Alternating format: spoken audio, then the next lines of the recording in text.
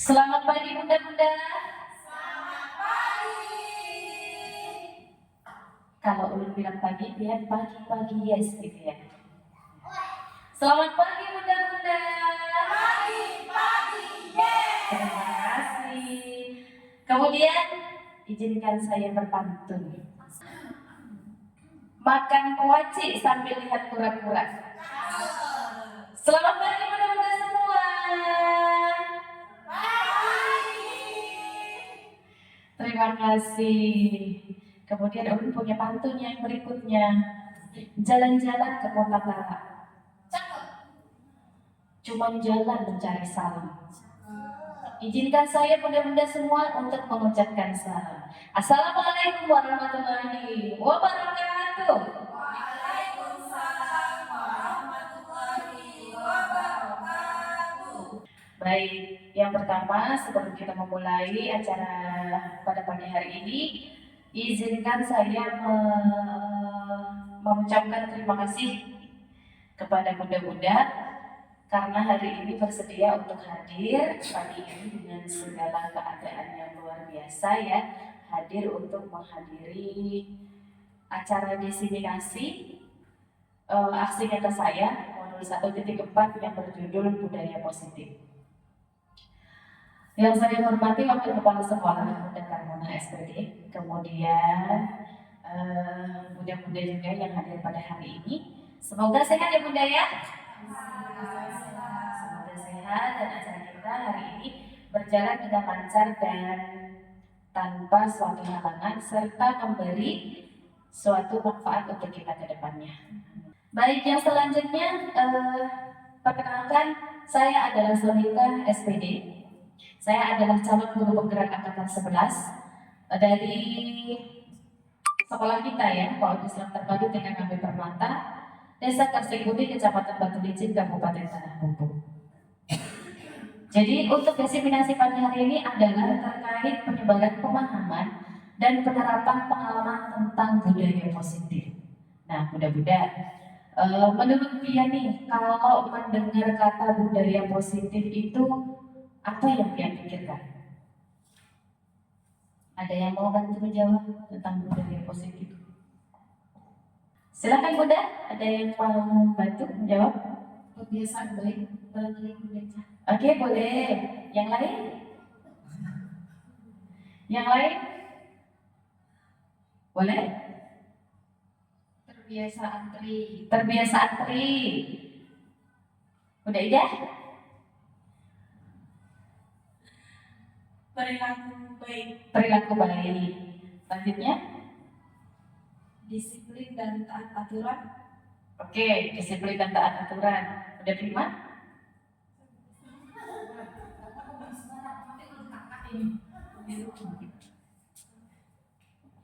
Apa aja bunda?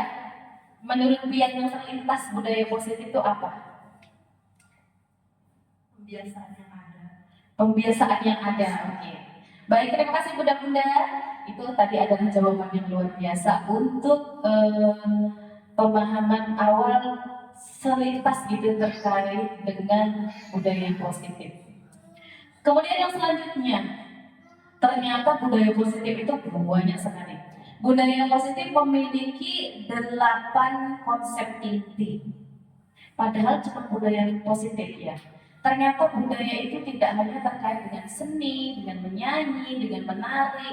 Ternyata ada juga yang namanya budaya positif. Jadi budaya positif di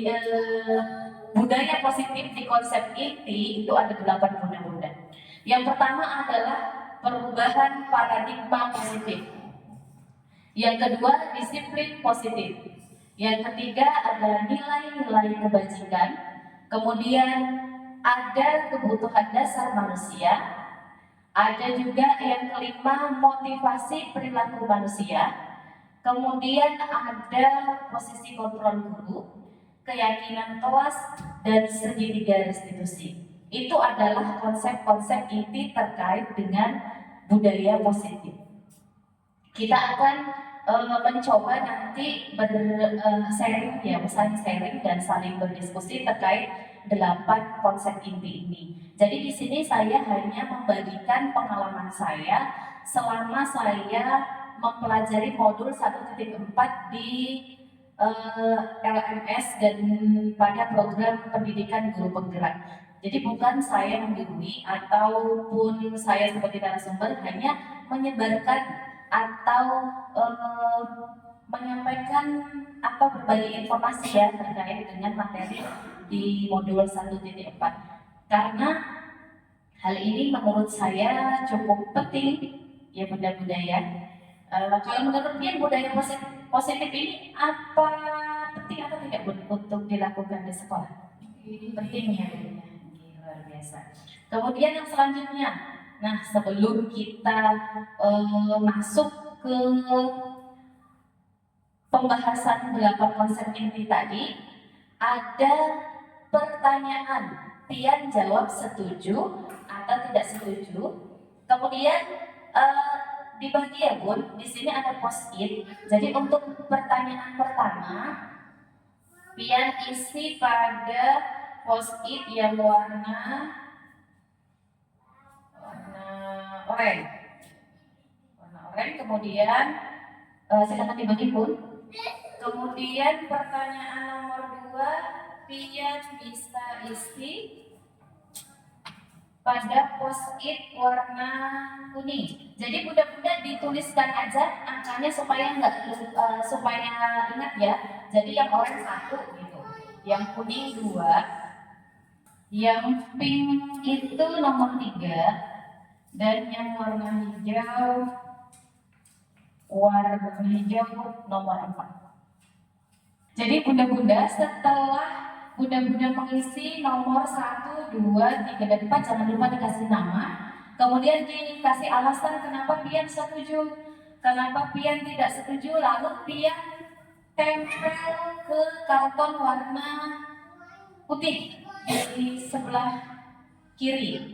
Jadi untuk pertanyaan nomor 1 itu sebenarnya bukan kasus ya, pertanyaan lupa.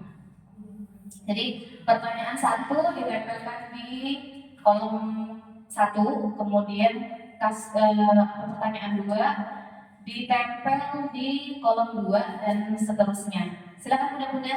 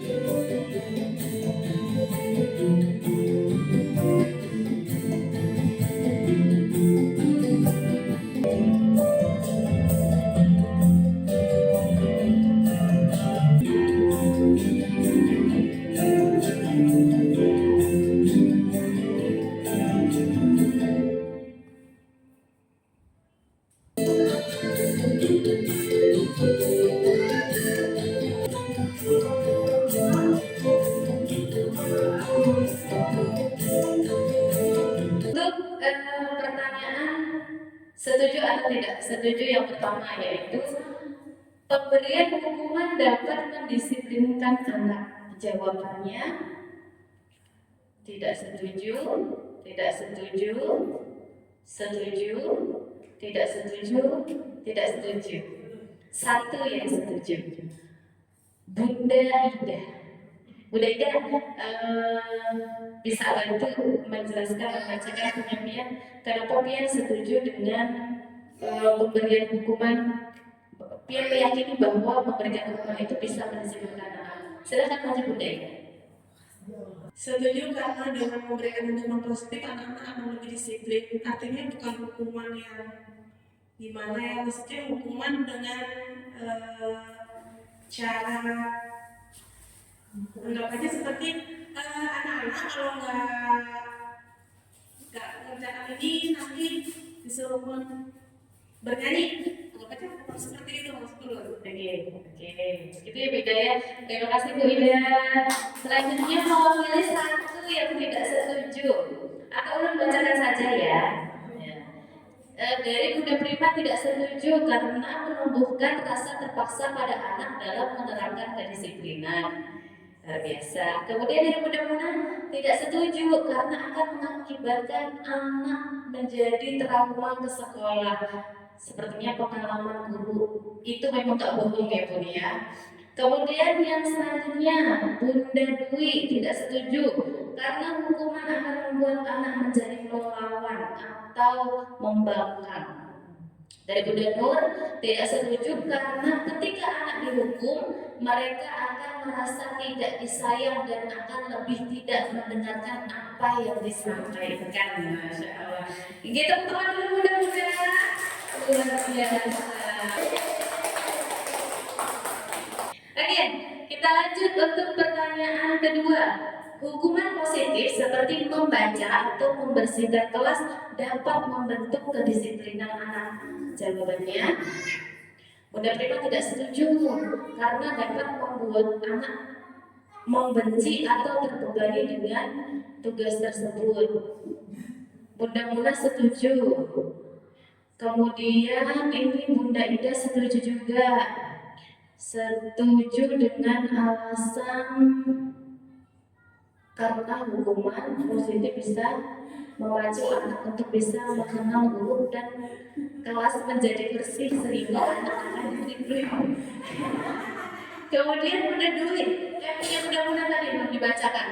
Bunda Muna setuju dalam artian melihat situasi dan kondisi pada anak. Bunda Dwi setuju membaca adalah jendela dunia. Menjaga kebersihan adalah budaya positif. Oh, setuju ya. Kemudian Bunda Nur juga setuju karena membaca untuk bekal ke jenjang selanjutnya.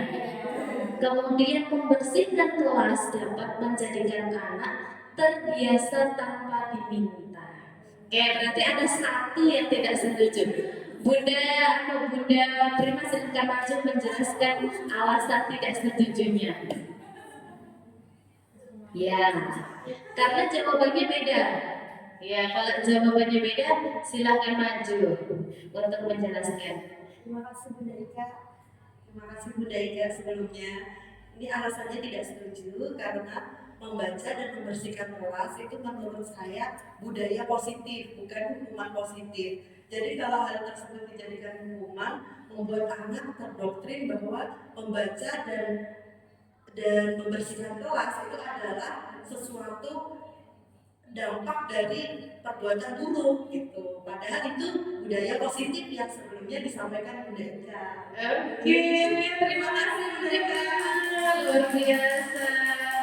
Oke Bun, untuk pertanyaan yang ketiga, adanya peraturan kelas atau sekolah itu bisa menjadikan anak lebih disiplin. Jawabannya setuju semua Bun. Peraturan kelas atau sekolah menjadikan anak disiplin, setuju ya.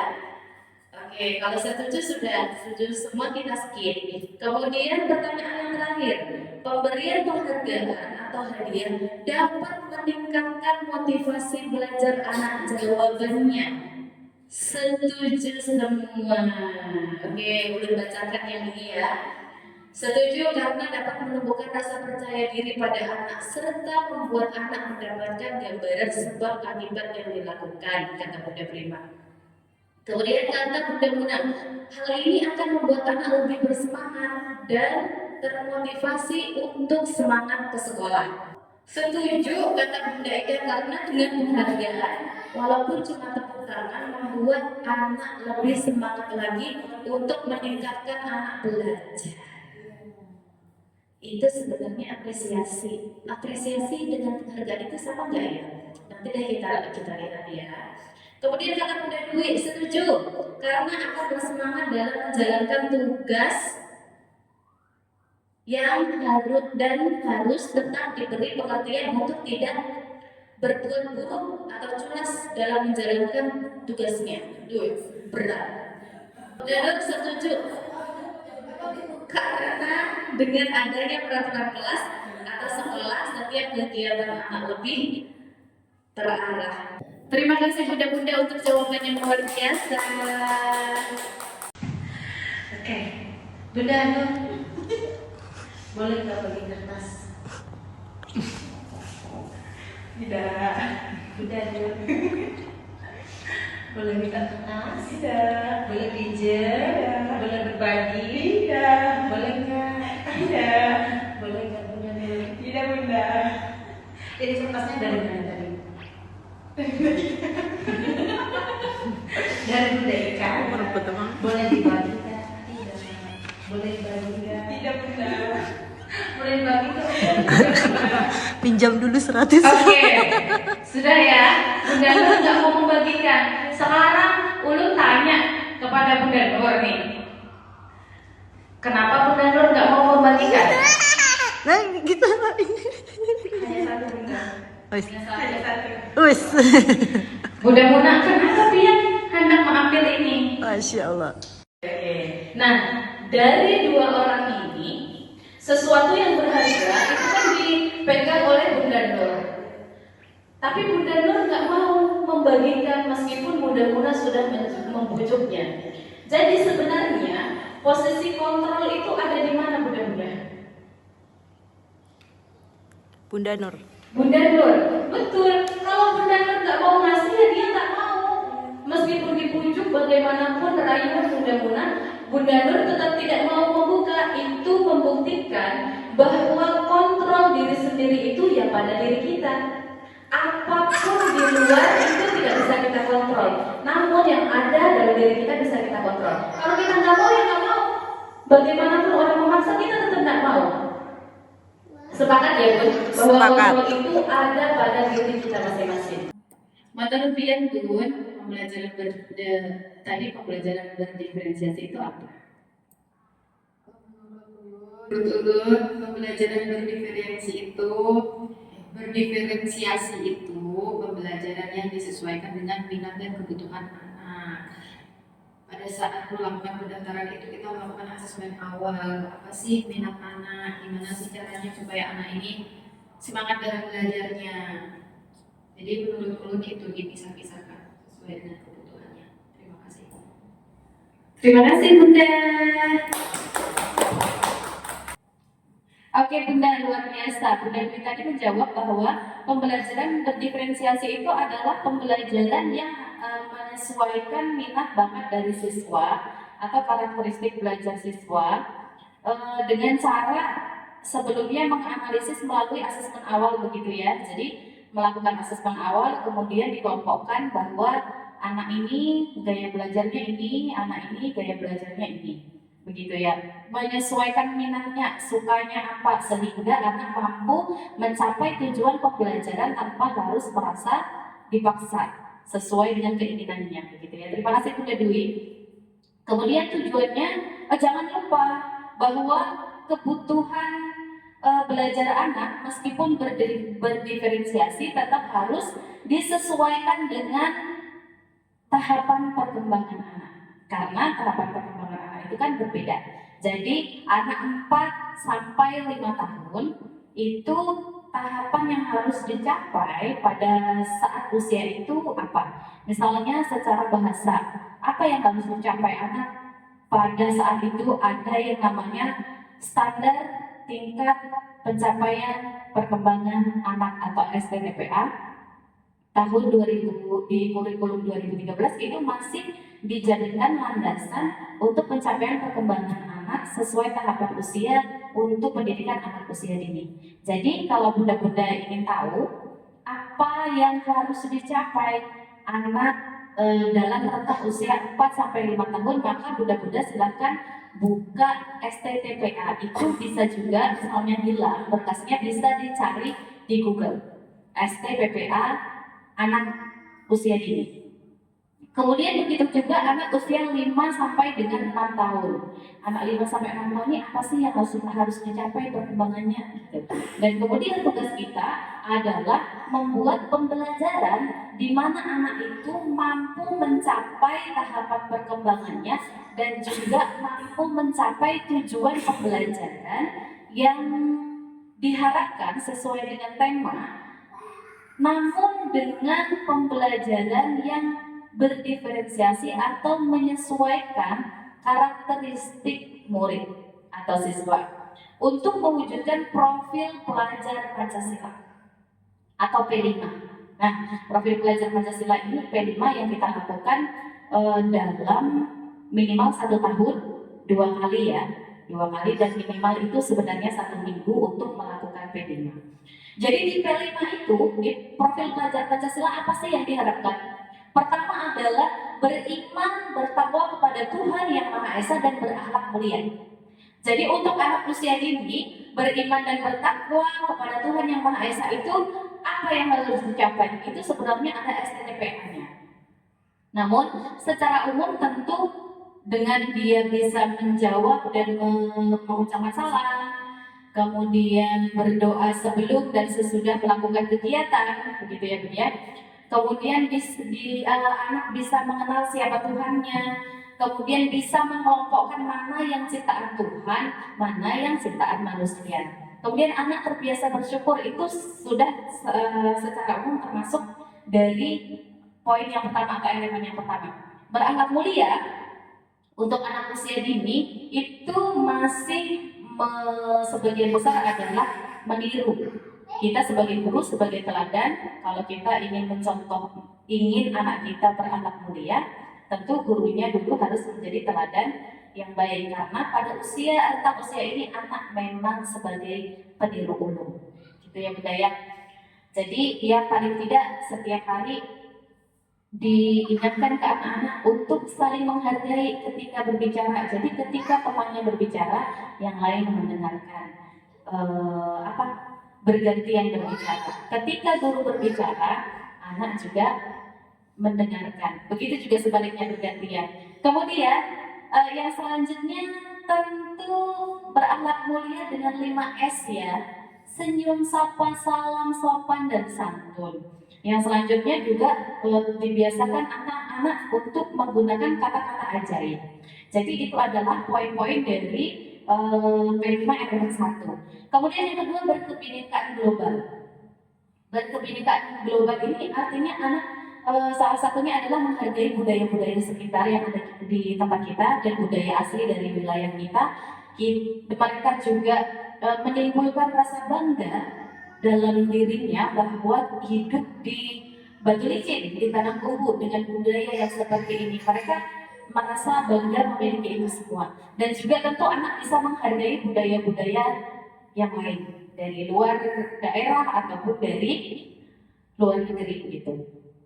Kemudian yang selanjutnya adalah bergotong royong. Bergotong royong atau bekerja bersama-sama, tentu bunda-bunda tahu apa yang harus dicapai anak usia ini. Kemudian yang selanjutnya kreatif. Kreatif itu tidak harus melulu tentang seni, tentang menyanyi, tentang menari, tentang menggambar saja. Namun ketika anak bisa menyelesaikan masalah-masalahnya dalam bergantung dirinya dengan caranya sendiri, itu termasuk sesuatu yang kreatif. Menciptakan hal-hal baru, itu termasuk kreatif dan inovatif begitu ya. Kemudian yang selanjutnya adalah bernalar kritis. Bagaimana menciptakan agar anak TK ini bernalar kritis? Itu perlu keahlian dan kebiasaan setiap hari. Dengan cara apapun kira-kira pun. Apakah dengan eksperimen? Bisa ya dengan eksperimen. Namun ketika eksperimennya tidak ada penguatan atau membangun pengetahuan di awal dan tidak ada kalimat pemantik, apakah itu bisa memicu anak untuk bernalar kritis? Bisa lah Bu, tanpa pertanyaan pemantik misalnya. Tetap bisa. Bisa Bu? Budaya bisa. Bunda, jadi pertanyaan pemantik itu adalah pertanyaan setiap hari yang harus kita siapkan kepada anak untuk membuat anak berpikir logis, membangun pemahamannya sendiri. Jadi kalau kita melakukan eksperimen tanpa kita arahkan dengan pertanyaan pemantik terlebih dahulu, maka eksperimen itu akan sia-sia. Kenapa? Karena anak tidak tidak membangun dulu pemahamannya sendiri di awal gitu. Jadi pertanyaan pemantik itu adalah salah satu kunci kita membuat atau mewujudkan dari elemen bernalar kritis. Kemudian yang terakhir adalah mandiri. Jelas kalau anak TK mandirinya adalah mandiri untuk kebutuhan dasarnya diri sendiri gitu ya, seperti mandi sendiri dan lain sebagainya. Kita lanjut Bunda. Miskonsepsi terkait dengan teori kontrol. Tadi sudah kita praktekkan di depan meremas kertas itu ya. Itu salah satu fakta dari teori kontrol ini. Jadi selama ini miskonsepsi itu adalah kira-kira salah paham gitu ya terkait dengan teori kontrol. Ilusi guru mengontrol murid. Sebenarnya kita itu tidak bisa mengontrol murid, ya. Kalau muridnya mau, baru dia melakukan begitu. Kemudian ilusi bahwa kritik dan membuat rasa bersalah mampu menguatkan karakter. Sebenarnya kalau kita membuat jangan bangkainya itu nakai, bunda jangan sedih. Sebenarnya itu justru melemahkan karakter anak, bukan menguatkan karakter anak. Karena mereka merasa bersalah, akhirnya merasa tidak berguna, begitu ya. Kemudian yang selanjutnya ilusi bahwa semua penguatan positif itu efektif dan bermanfaat. Tidak semua hal penguatan positif itu dianggap anak itu menjadi bermanfaat tanpa menyadarkan diri anak sendiri atau membuat anak itu termotivasi secara intrinsik atau dalam dirinya sendiri untuk berubah. Kemudian ilusi bahwa orang dewasa itu berhak memaksakan kehendak pada anak.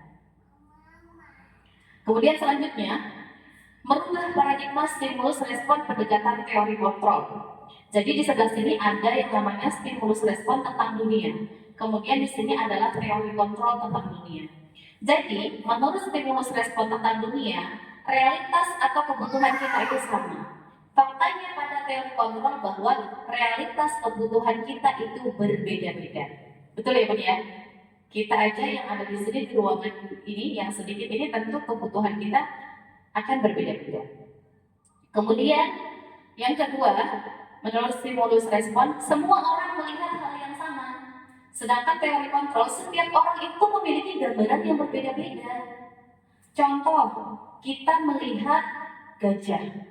Ada yang dari belakang, ada yang dari depan, ada yang dari samping. Tentu ketika disuruh menggambarkan pada suatu kertas bentuknya akan berbeda. Yang dari belakang, yang dari samping, yang dari depan. Itu bukti bahwa kita sebagai manusia, bahkan saudara kandung itu memiliki pemikiran dan gambaran yang berbeda-beda. Kemudian yang selanjutnya kita mencoba mengubah orang agar berpandangan sama dengan kita. Bisa nggak? Nggak bisa ya. Yang bisa kita teori kontrol dalam diri kita adalah yang bisa kita lakukan berusaha memahami pandangan orang lain tentang dunia. Jadi kita nggak bisa maksa kamu harus sama saya. Tapi yang bisa kita lakukan kontrol terhadap diri kita sendiri. Oh iyalah itu pemikiran dia ya sudah begitu. Berarti beda sama saya. Berarti kita hanya bisa memahami saja dan saling menghargai. Yang selanjutnya, perilaku buruk itu dilihat sebagai suatu kesalahan. Apakah sesuatu hal yang menurut manusia, menurut kita itu sesuatu hal yang buruk? Apakah suatu kesalahan? Ternyata Bun, apapun yang dilakukan orang itu semua memiliki tujuan. Terkadang perlakuannya atau perbuatannya tampak buruk, namun sebenarnya tujuannya baik.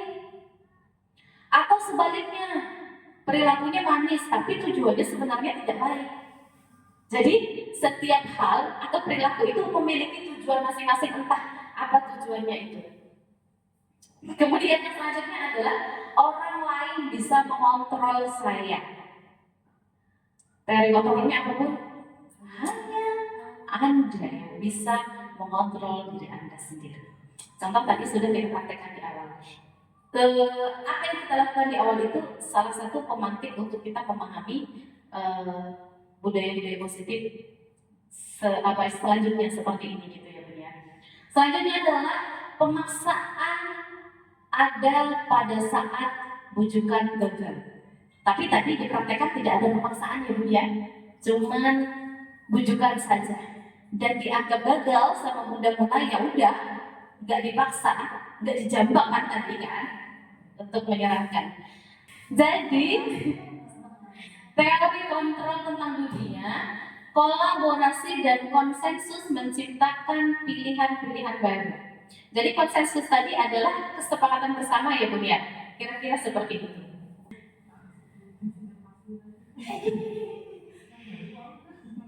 Kemudian selanjutnya, model berpikir menang atau kalah. Sedangkan teori kontrol tentang dunia adalah model berpikir menang dan menang. Jadi kita itu meskipun lomba kalah, ya gak usah berpikir kalah. Ya kita tetap menang karena kita bisa menyelesaikan itu dengan baik. Contohnya seperti itu ya.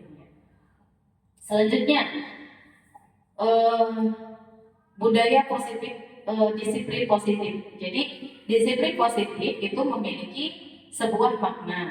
Namun sebelum kita sambungkan, kita gabungkan makna dari disiplin positif, maka kita sebelumnya tentu harus memahami dulu apa sih makna disiplin. Jadi mudah-mudahan disiplin itu berasal dari kata disiplina yang artinya belajar. Jadi disiplin mengacu pada diri yang memiliki tanggung jawab terhadap apa yang dilakukannya berdasarkan nilai-nilai yang diyakini. Kemudian makna disiplin positif sendiri merupakan salah satu cara penerapan disiplin yang bertujuan untuk menumbuhkan kesadaran serta memberdayakan peserta didik tanpa imbalan, penghargaan tanpa ancaman atau tanpa hukuman. Tadi di situ setuju semua ya bahwa penghargaan itu bisa menimbulkan semangat anak. Ternyata pun penghargaan itu membuat anak menjadi ketergantungan, mengharapkan itu terus gitu loh. Jadi misalnya sekali kita membekal kita nanti Bunda kasih bintang deh.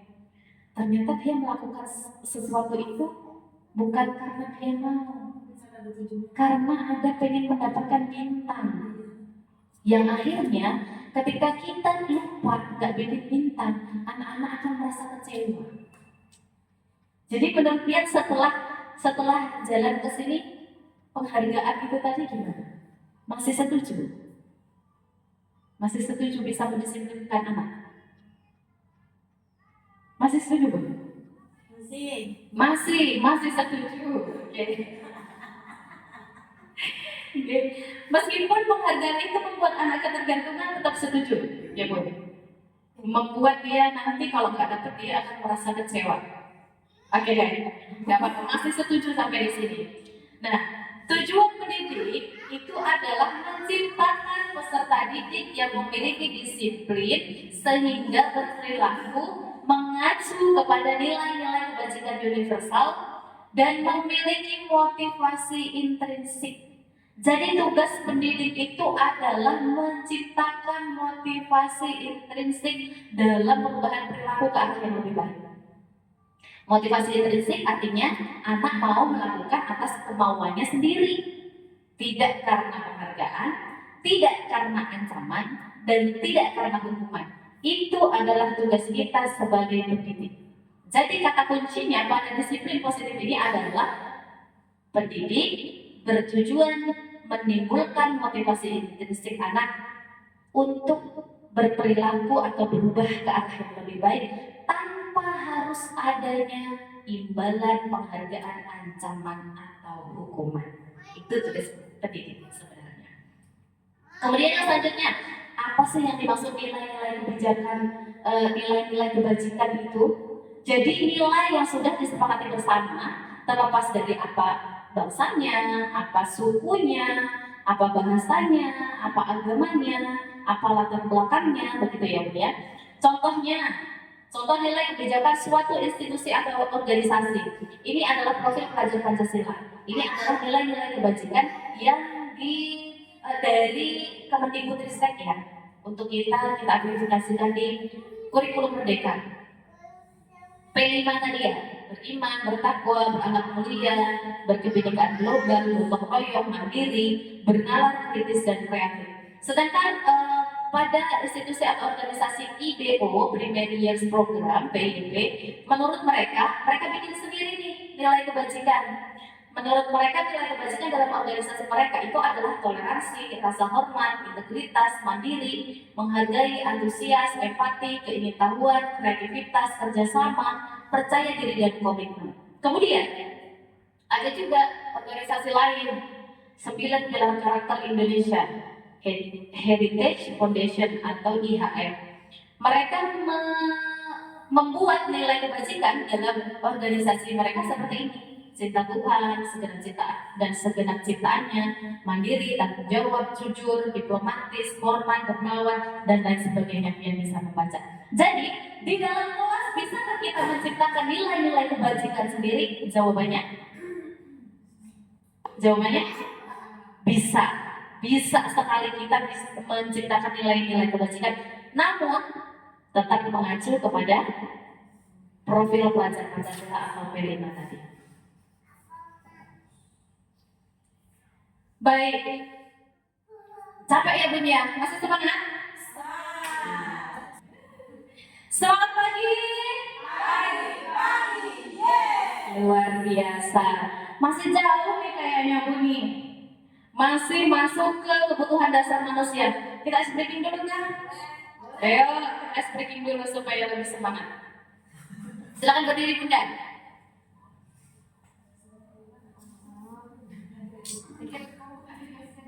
Berapa halaman sih masih?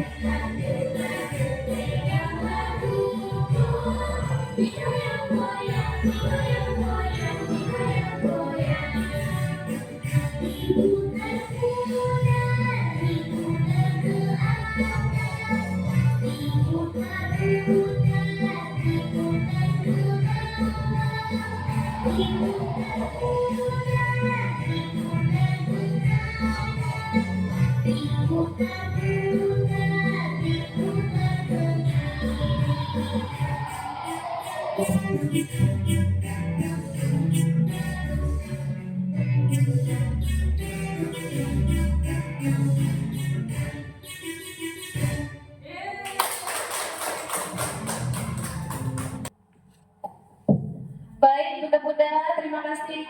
Masih semangat? Semangat lagi?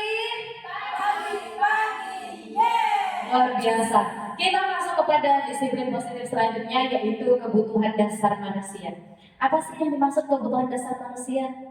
Kebutuhan dasar manusia adalah segala sesuatu yang dibutuhkan oleh manusia untuk mempertahankan keseimbangan kondisi fisiologis, psikologis, dan bertujuan untuk mempertahankan kehidupan dan kesehatan. Selanjutnya ada 5 kebutuhan dasar manusia menurut Dr. William Glasser. Yang pertama adalah manusia itu butuh penguasaan. Sesuatu hal yang membuat dia merasa berkuasa. Contoh di dalam rumah tangga dia, di dalam kelas Pian sebagai seorang guru menguasai siswa-siswa Pian. Kebutuhan dasar yang kedua adalah kebutuhan kasih sayang dan rasa diterima. Iya kan, kita butuh disayangi ya Bu, biar sudah tua ya. Tetap harus disayang, tetap harus diterima gitu ya. Kemudian ada kebutuhan bertahan hidup. Apa Bu kebutuhan bertahan hidup? Makan, minum, duit, kita punya duit. Cekpot kata Bunda. Apalagi kebutuhan dasarnya rumah. Check out, lebih penting check out atau rumah Bu? Mobil katanya. Apakah termasuk kebutuhan dasar untuk bertahan hidup? Kemudian yang selanjutnya adalah kesenangan. Manusia ini biar tua tetap perlu senang-senang, perlu healing.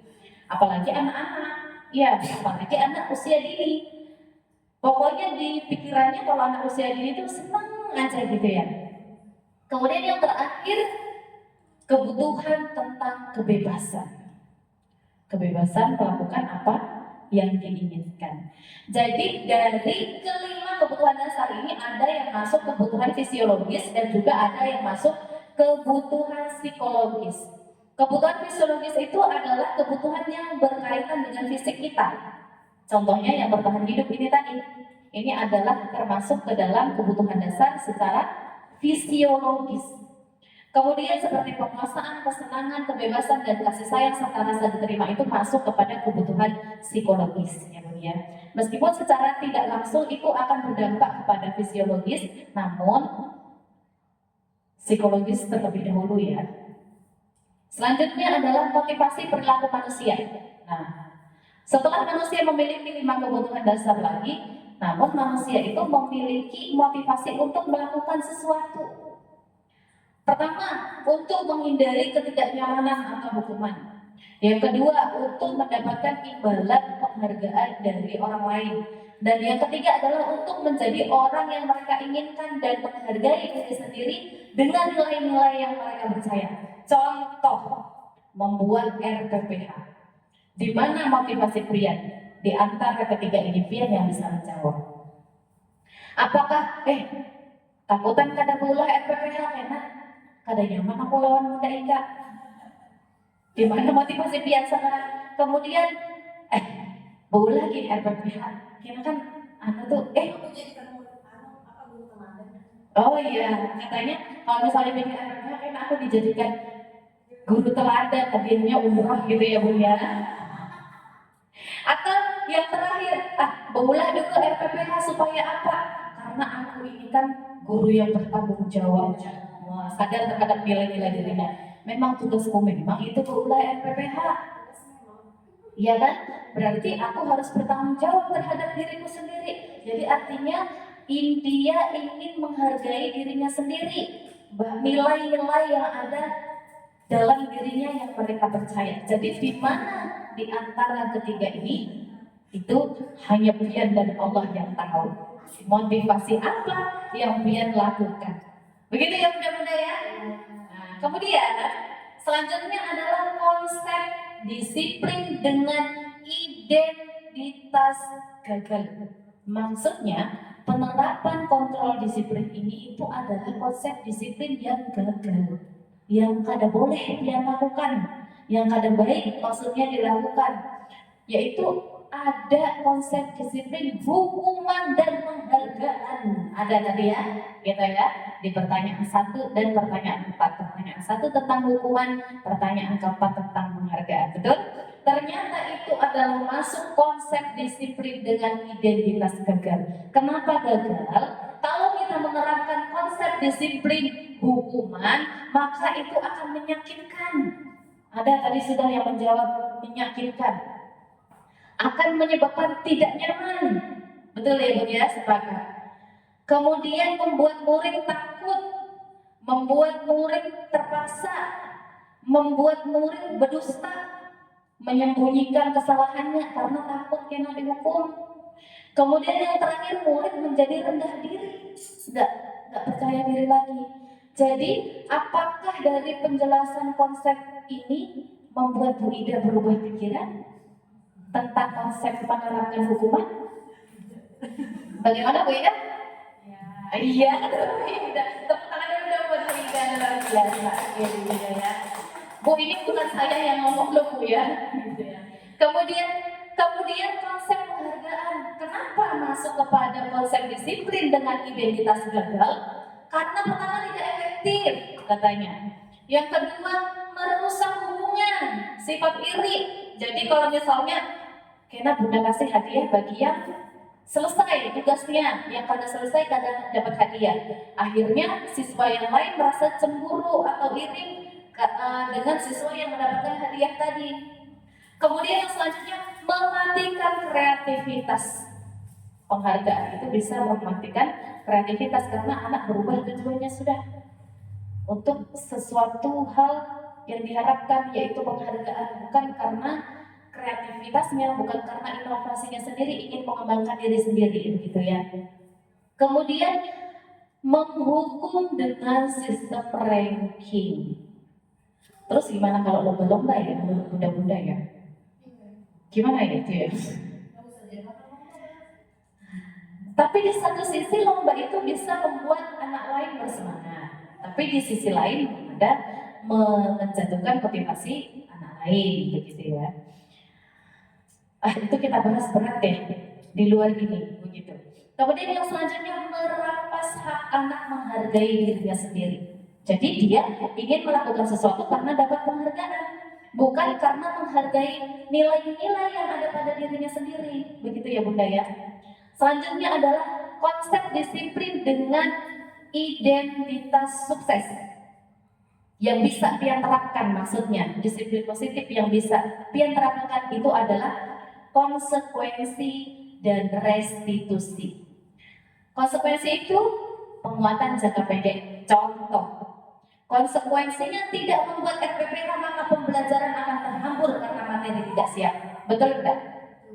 Tentu Pian tahu itu adalah resiko atau konsekuensi dalam jangka pendek. Kemudian konsekuensi itu juga perlu monitoring berkelanjutan. Sudahkah Bunda Bunda minggu ini berulang RPPH? Sudahkah Bunda terima ulang RPPH? Ya. Jadi konsekuensi itu harus dimonitoring dulu. Kemudian harus distimulasi juga, dikasih semangat. Caranya apa? Ya ulang sendiri tipis-tipis di sini. Itu salah satu stimulus. Biar lagi merespon bagaimana. Kemudian murid menghormati peraturan. Kalau ada konsekuensi, murid menghormati peraturan karena tahu kalau membuang sampah sembarangan maka akibatnya lingkungan jadi kotor, misalnya begitu ya. Kemudian kehilangan waktu untuk merenungi kesalahan. Kalau Pian, kontrol Pian membuat mereka merasa bersalah, maka dia akan sedih Bu.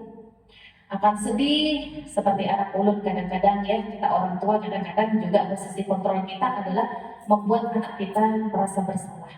Padahal itu adalah posisi kontrol yang disiplin positif yang salah. Karena akhirnya dia sedih, merenungi dirinya sendiri, kesalahannya sendiri, merasa rendah diri, ternyata itu tidak dibenarkan. Kalau misalnya dia sudah tahu konsekuensinya, kalau tidak belajar maka nilainya akan jelek. Dia sudah tahu konsekuensinya, maka dia tidak berlarut-larut untuk merenungi kesalahannya. Iya bujur jua pun aku kada belajar, kan begitu toh?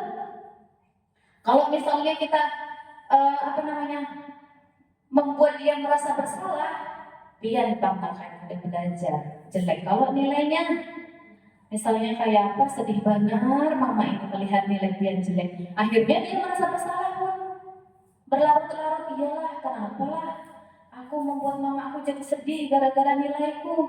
Kalau konsekuensi tidak, ya sudah. Kenapa nilaimu jelek? Karena nggak belajar, mah. Ya sudah, berarti kan sudah dia tahu, ya sudah. Kemudian restitusi. Kalau kita menerapkan konsep disiplin restitusi, maka yang akan terjadi murid akan bertanggung jawab untuk perilakunya. Yang kedua, murid akan fokus pada pemecahan masalah jangka panjang. Kemudian murid juga bisa menghormati dirinya dan orang lain. Kemudian dia juga bisa mengendalikan teori kontrol dalam dirinya sendiri atau memegang kontrol terhadap dirinya sendiri. Dan yang terakhir, kalau kita menerapkan restitusi, maka murid akan bersemangat memperbaiki kesalahan. Kira-kira restitusi itu apa sih? Membingungkan ya Bun ya di awal ya, Bun juga begitu.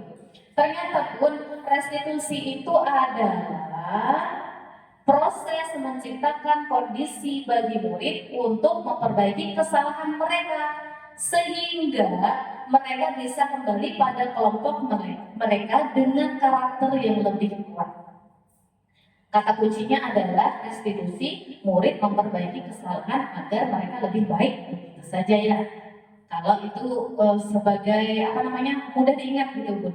Karena ini kan menurut ilmuwan gitu kan ya. Kemudian ciri-ciri restitusi itu apa? Yang pertama, bukan untuk menebus kesalahan, namun untuk belajar dari kesalahan. Jadi, contoh, anak yang membuang sampah sembarangan. Pian tadi membuang sampah di situ namai. Karena Pian tadi membuang sampah sembarangan, sudah dibuangkan sampah Pian sama teman Pian. Sekarang Pian membuangkan sampah kawan Pian yang sebelah situ. Dia nggak menyadari bahwa dia itu salah, tapi yang dia tahu cuma ya sudah, aku disuruh mengambil sampah, tapi dia tidak merenungi dari kesalahan yang dia lakukan. Itu bukan ciri-ciri restitusi. Ciri-ciri restitusi itu adalah untuk belajar dari kesalahan, membuat anak belajar dari kesalahan yang dia lakukan. Kemudian ciri-ciri restitusi selanjutnya adalah memperbaiki hubungan. Misalnya anak berkelahi di dalam kelas. Ciri-ciri guru melakukan restitusi itu adalah tujuannya memperbaiki hubungan anak yang saling berkelahi itu tadi. Kemudian restitusi itu tawaran, bukan paksaan. Minta maaf dah, sana dah. Minta maaf sudah, memaksa lah Bun. Jadi tawarannya gimana? Gimana? Tadi kan membuat si A menangis misalnya. Apa yang harus dilakukan supaya kita baikkan? Nah dia mikir sendiri, menawarkan, mau nggak minta maaf? Mau, itu kan atas kemauannya sendiri. Jadi ciri-ciri restitusi itu adalah tawaran, bukan paksaan. Kemudian ciri-ciri selanjutnya, restitusi menuntun untuk melihat ke dalam diri. Melihat ke dalam dirinya salah tidak, perbuatannya benar tidak. Kemudian restitusi mencari kebutuhan dasar yang mendasari tindakan. Jadi ketika siswa kita melakukan suatu kesalahan atau perilaku yang menyimpang misalnya, berarti ada 5 kebutuhan dasar yang belum terpenuhi. Dan itu sebagai guru kita harus menggali kenapa dia melakukan itu. Kemudian restitusi diri adalah yang paling baik. Kemudian restitusi fokus pada karakter, bukan kepada tindakan. Restitusi fokus pada solusi, dan restitusi mengembalikan murid yang berbuat salah kepada kelompoknya untuk lebih baik atau lebih kuat lagi, supaya diterima pada kelompoknya kembali. Begitu Bunda ya, perbedaan. Contoh kasusnya, siswa sering tidak mengerjakan PR. Kalau di TK kan nggak ada nih, ya Bun ya. Tapi kita ambil contoh saja, kemudian Pian bisa kan menerapkan di lingkungan kelas Pian, bisa memilah-milah gitu kasus yang mungkin serupa gitu ya. Kalau misalnya hukuman, guru mau menghukum siswa hormat bendera selama 10 menit. Pastikan kalau hukuman itu kan gurunya marah, muridnya jadi takut. Kalau konsekuensi, guru memberikan konsekuensi ketika anak tidak mengerjakan PR. Dengan cara apa? Saat istirahat, guru meminta anak mengerjakan PR-nya atau disuruh mengerjakan 3 kali lipat lebih banyak jawabannya. Jadi yang dilakukan guru, gurunya tegas dan siswanya akan menghormati peraturan. Kemudian yang terakhir adalah restitusi.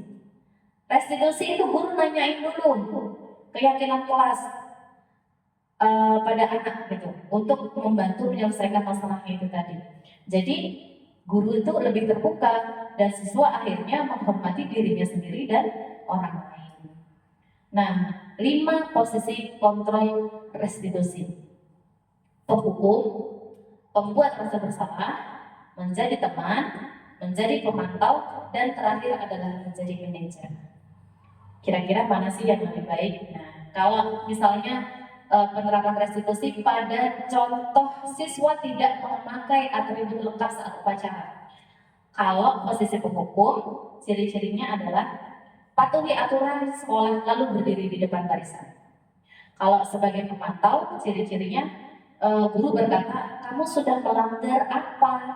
Kamu sudah melanggar apa peraturan dan konsekuensinya? Ini ciri-ciri guru sebagai pemantau. Kemudian sebagai teman, ayolah yang tertib, buatlah bu guru ini bangga gitu. Kali ini nggak apa-apa kok kamu salah, tapi besok kita perbaiki lagi ya. Itu sebagai teman. Kemudian membuat rasa bersalah, ciri-cirinya berapa kali sih ibu guru harus memberitahu kamu, bu guru tuh kecewa loh sama kamu, gitu ya. Artinya membuat rasa bersalah. Kemudian sebagai manajer, manajer ini adalah posisi kontrol yang paling baik di antara 5 posisi kontrol yang lain. Pertama, apakah kamu tahu kesalahanmu? Dia kan menggali dulu, menanyakan kepada anak untuk mengetahui apa yang dilakukan anak untuk menyadari kesalahannya. Kemudian kira-kira bagaimana kamu akan memperbaiki kesalahan ini? Begitu ya Bun ya. Artinya ada penawaran nih dia sebagai manajer. Manajer ini adalah posisi yang paling bagus di antara 5 posisi kontrol yang lain. Selanjutnya, keyakinan kelas. Mengapa keyakinan kelas? Mengapa tidak peraturan kelas saja? Bunda bisa bantu jawab. Menurut dia keyakinan sama peraturan kelas itu apakah sama?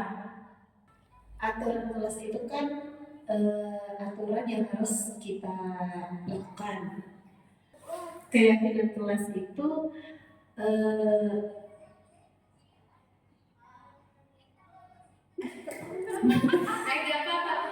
Apa? Ya. Oke, lanjut keyakinan kelas yang memang menjawab. Silakan Bunda Dewi. Kalau menurut saya peraturan kelas itu lebih pada ke harus ditaati. Ya, terus Kalau keyakinan ini harus bukan harus ya, kayak sama-sama. Yuk kita sama-sama membersihkan kelas supaya kelas ini jadi bersih.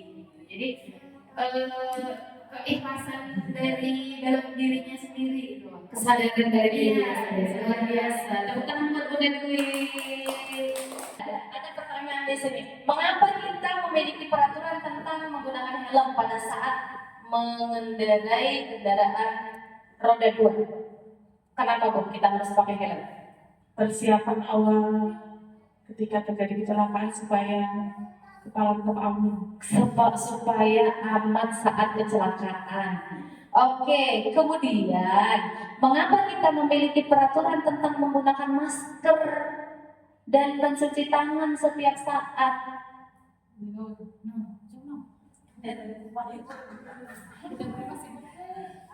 Supaya terhindar dari penyakit dan kuman saat kita mau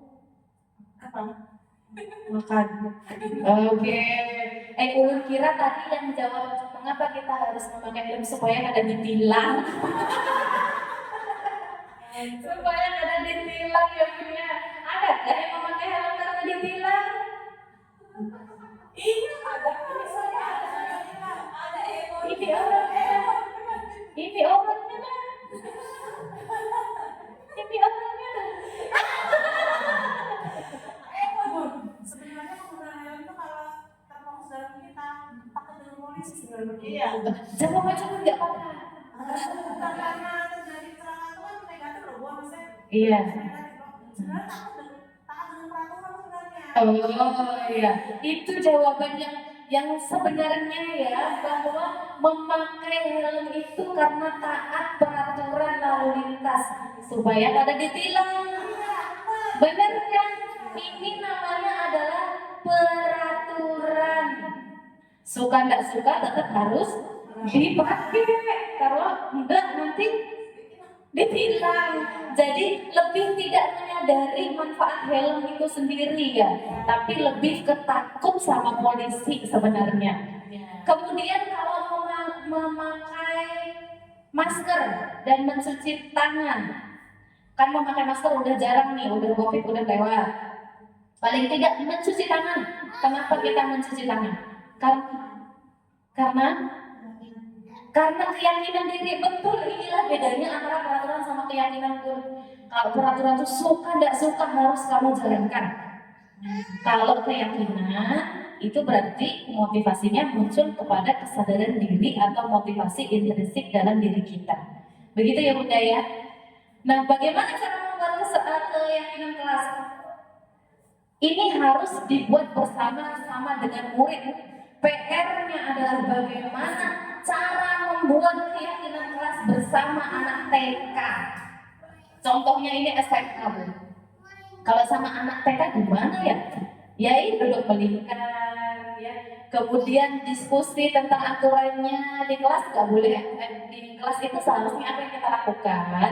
Kayak yang biasanya begitu ya. Paling anak-anak jawab nggak boleh lari-lari, Bunda. Nggak boleh buang sampah, begitu toh? Kemudian setelah berdiskusi, merumuskan dulu keyakinan kelas, karena keyakinan kelas itu tidak boleh memuat kata negatif. Tidak atau jangan itu kada boleh dibuat. Contohnya misalnya, nggak boleh lari-lari Bunda, berarti keyakinan kelas apa? Keyakinan kelas kita apa nak? Duduk yang rapi ketika belajar. Misalnya berjalan pelan-pelan dan mengucapkan permisi ketika melewati teman. Menghormati ketika orang lain berbicara, begitu ya Bun ya. Jadi untuk merumuskan keyakinan kelas itu diharapkan tidak memakai kata negatif. Kemudian setelah menyusun peraturan menjadi keyakinan kelas, maka tugas kita selanjutnya adalah menempelkan di dinding. Kalau anak TK yang tempelkan tulisan,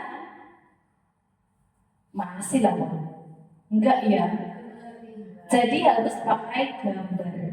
Setelah pakai gambar, nanti pian bilangin ini gambar apa, kayak gitu ya. Harus pakai gambar.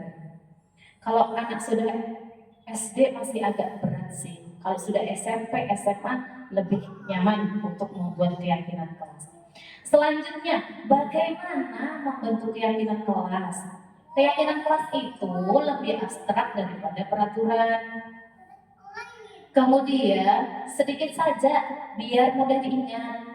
Kalau kita bisa juga melakukan keyakinan kelas ini dengan cara tepuk atau nyanyian di kelas pian, bisa juga, bisa dengan diiringi gambar-gambar, tapi syaratnya harus ditempel Bun. Selain ditempel mungkin solusinya dibuat tepukan atau nyanyian. Kemudian selanjutnya, berupa pertanyaan universal, kemudian dapat diterapkan di kelas. Bersedia meninjau kembali keyakinan kelas dari waktu ke waktu, meninjaunya bersama dengan anak. Kemudian dibuat dalam bentuk yang positif. Dan yang terakhir, semua warga kelas hendaknya ikut berkontribusi untuk membuat keyakinan kelas. Kalau semut bisa ngomong, semut juga harus bikin keyakinan kelas. Gitu gak Bun? Nah, ini yang namanya segitiga restitusi. Masih ingat tadi restitusi apa Bu? waktu untuk memperbaiki kesalahan atau merenungi kesalahannya, untuk dia kembali lagi kepada kelompoknya dengan versi yang lebih baik. Alhamdulillah, tepuk tangan dulu itu sudah terima. Masya Allah. Tinggi, itu adalah restitusi. Kemudian ada penyelesaian masalah itu dengan cara segitiga restitusi pun.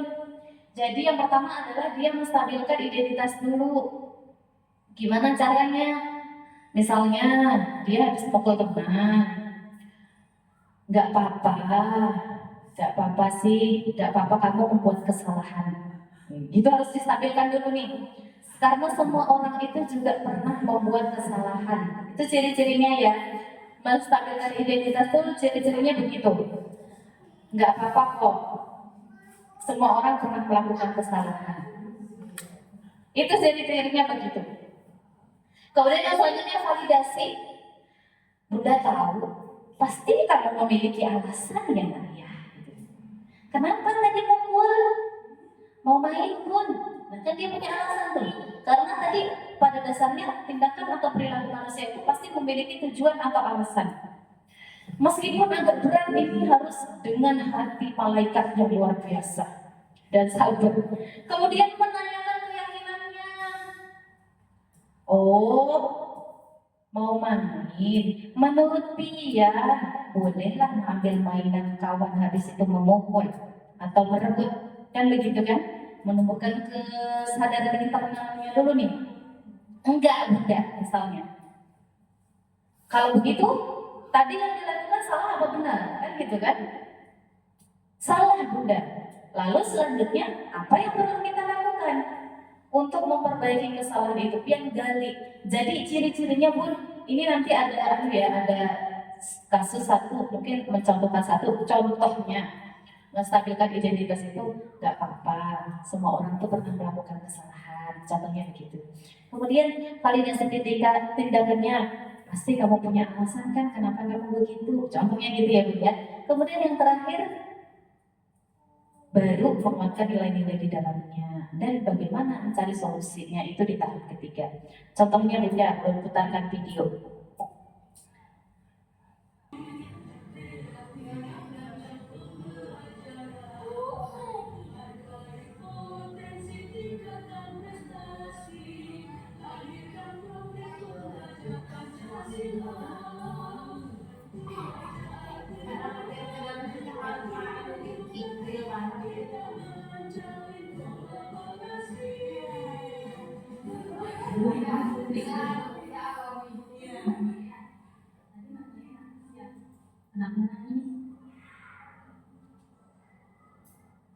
Oh my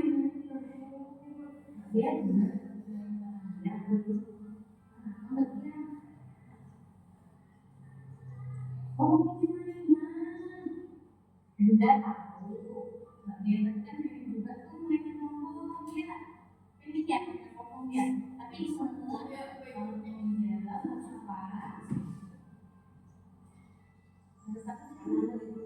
Harus bisa iya, saya tidak nah sekarang, dengan ini Mbak Dia menggunakan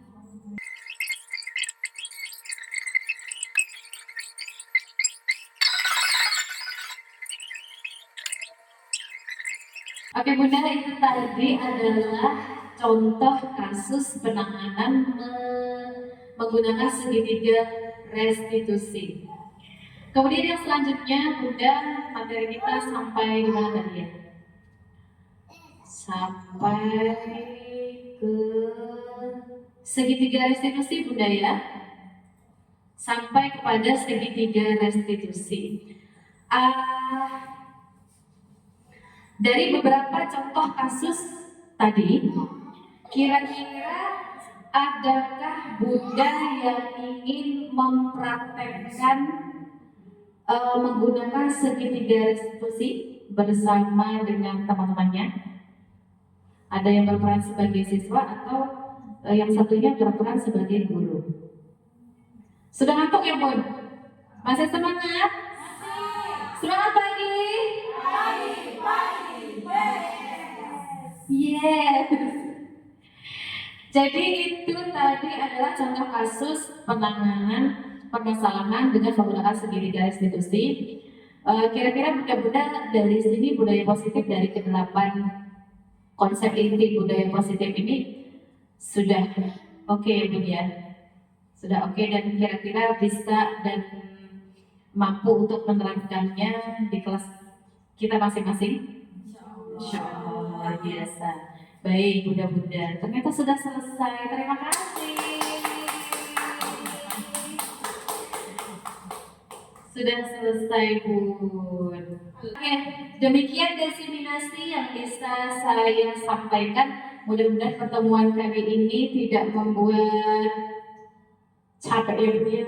Terima kasih ya karena sudah hadir, sudah berkenan membersamai saya untuk melakukan diseminasi aksi nyata modul 1.4 terkait dengan budaya positif.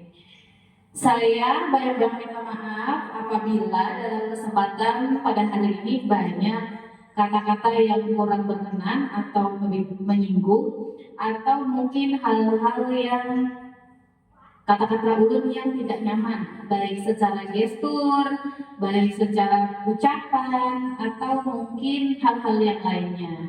Dan saya ucapkan terima kasih Bunda-Bunda. Pantun dulu ya. Apa tadi pantunnya Bun? Kewajiban. Pantunnya burung cendrawasih. Apa Bun? Burung irian, burung. Oh iya. Burung irian, burung cendrawasih. Cukup sekian dan terima kasih saya ucapkan. Assalamualaikum warahmatullahi wabarakatuh. Waalaikumsalam warahmatullahi wabarakatuh.